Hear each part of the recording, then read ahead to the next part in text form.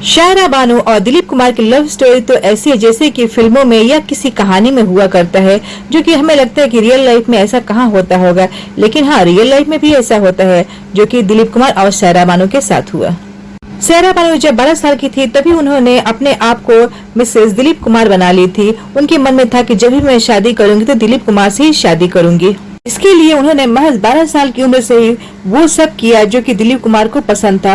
उस टाइम दिलीप कुमार एक बहुत बड़े एक्टर थे और काफी लोग उनसे शादी करना चाहते थे। लोग उनको बहुत पसंद करते थे। उनमें से एक शायरा बानो भी थी, लेकिन शायरा बानो की उम्र बहुत ही कम थी। जब शायरा बानो को पता चला कि दिलीप कुमार को उर्दू अच्छी आती है तो शायरा बानो ने भी उर्दू सीखी। और फिर जब मालूम पड़ा शायरा बानो को कि दिलीप कुमार को सितार बजाना बहुत ही पसंद है और सुनना भी, तो इसलिए शायरा बानो ने सितार बजाना भी सीखा। और फिर बात यहीं पे खत्म नहीं होती है। शायरा बानो दिलीप कुमार के घर के सामने भी अपना बंगला बनवाया, ये सोच के कि आते आते मैं दिलीप कुमार को देख सकूं, उन्हें अच्छी तरह से निहार सकूं।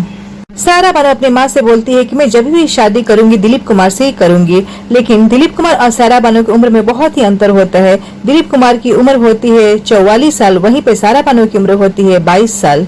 शायरा बानो अपने लिए एक बंगला बनवाती है दिलीप कुमार के घर के सामने और उस बंगले की हाउस वार्मिंग पार्टी में शायरा बानो की माँ दिलीप कुमार को भी इनवाइट करती है। दिलीप कुमार को हमेशा से लगता था कि शायरा बानो तो मेरे से उम्र में बहुत ही छोटी है और वो उन्हें बच्ची ही रखती थी। इसीलिए दिलीप कुमार कभी शायरा बानो को अपनी फिल्म में काम कर नहीं लेते थे, क्योंकि उन्हें लगता था कि छोटी बच्ची के साथ में क्या एक्टिंग रोल करूंगा।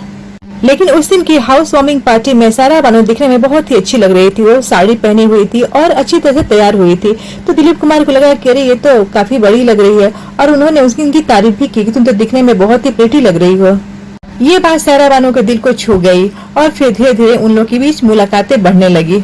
दिलीप कुमार जब भी शूटिंग करके आते थे तो शायरा बानो के यहाँ ही डिनर करते थे और ऐसा 8 दिन तक चला।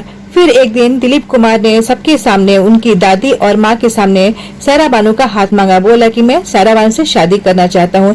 शायरा बानो तो बहुत ही खुश हुई, क्योंकि शायरा बानो का तो यही एक ख्वाब था कि मैं जब भी शादी करूँ दिलीप कुमार से ही शादी करूँ। ये शादी के लिए सब लोग ने खुशी खुशी मान गए और फिर फाइनली 1966 में शायरा बानो की शादी दिलीप कुमार से हो गई और दोनों एक हैप्पी मैरिड लाइफ जीने लगे।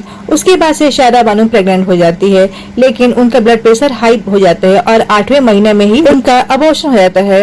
और फिर वो डॉक्टर बोलते हैं कि अब तुम कभी मां नहीं बन सकती। इस बात से दोनों काफी दुखी हो जाते हैं।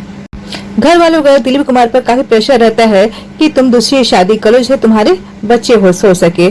फिर हैदराबाद की आसमा, जो कि तलाकशुदा होती है, उससे दिलीप कुमार शादी कर लेते हैं। लेकिन वो शादी लंबे समय तक नहीं टिकता है। 2 साल बाद दोनों का डिवोर्स हो जाता है और फिर दिलीप कुमार शायरा बानो के पास वापस लौट जाते हैं और उनसे माफी ही मांगते हैं और बोलते हैं कि मैं तुम्हारे बिना जी नहीं सकता हूँ।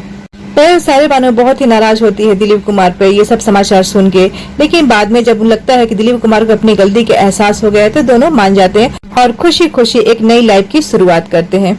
तो ऐसी रही शायरा बानो और दिलीप कुमार की प्यार। आई होप आपको ये शेयरिंग अच्छी लगी होगी। Thank you.